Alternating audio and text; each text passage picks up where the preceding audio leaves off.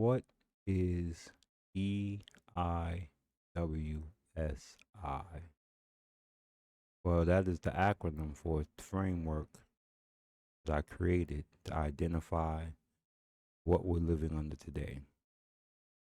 I will give you the definition. European imperial white supremacist ideology is a non formal ideology created by Europeans, but a modern analytical framework describing recurring patterns in European expansion, domination, racial hierarchy, resource extraction, cultural placement, and global control mechanisms developed between the 15th and 20th century. So that is, in essence, what the term that I call European imperial white supremacist ideology. I haven't figured out a way to pronounce the acronym. I just really created the framework, and it has 7 pillars that structure it.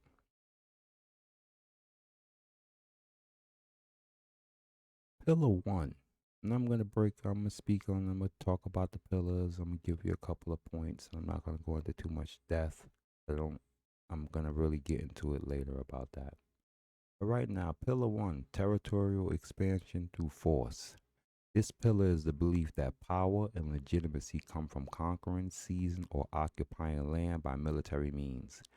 It reflects how European empires expanded globally by naval supremacy, fort building, violent takeover, imposed rule, land equals power, force equals justification. The second pillar of this whole scheme is resource extraction and trade domination. This pillar frames the world as something to exploit economically and not coexist with. Mm, Remember that word, coexistence. It includes monopoly over trade routes, control of ports, extraction of natural resources, forced labor systems, foreign markets made dependent. Wealth is acquired by taking, not sharing. And this is the third pillar. Hierarchy, hierarchical human value, racial stratification. This is the ideological engine of European conquest, the belief that some human groups are inherently superior, more civilized, or more deserving of rule. This pillar created the racial caste system, legal segregation, slave codes, colonial class hierarchies. Dominance is explained through civilization, progress, and superiority. hmm Now we're going to hit pillar four, demographic and reproductive control. Mm. This pillar aims to preserve and expand ruling group while weakening or absorbing others. Historically shown through anti-miscegenation laws, forced breeding systems, population replacement, eugenics, control of women's production, control of body, control of future. I have a term that I got from a series I watch. A man without sons is a man without a future. You know what I'm saying? That's part of that ideology right there. Pillar five, religious or moral justification, civilizing mission. See this? This pillar allows violence, conquest, or dominations to be justified as God's will, a mission to civilize, spreading Christianity, uplifting lesser peoples, and saving souls.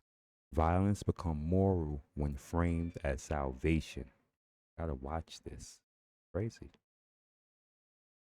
Pillar 6, political and institutional domination. This pillar builds a system that maintains control long after the conquest ends. Puppet governments, colonial administrations, legal systems favoring colonizers, educational structures rewriting history, policy, policing, and surveillance. See that? That's at the top of the pyramid thing there. Institutions ensure ideology outlives the empire.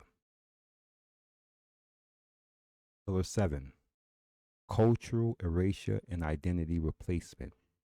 This pillar breaks the spirit of dominated groups by replacing their language, religion, cultural practices, historical narratives, names, and identity structures. This creates cultural dependency on a dominant group, erase the past, control the mind, secure the future. I'm telling you, it is devious. It is a devious thing they've done to the world. It's not ethnic based. It is a pattern of building that shaped the modern world and still echoes in today's power structures.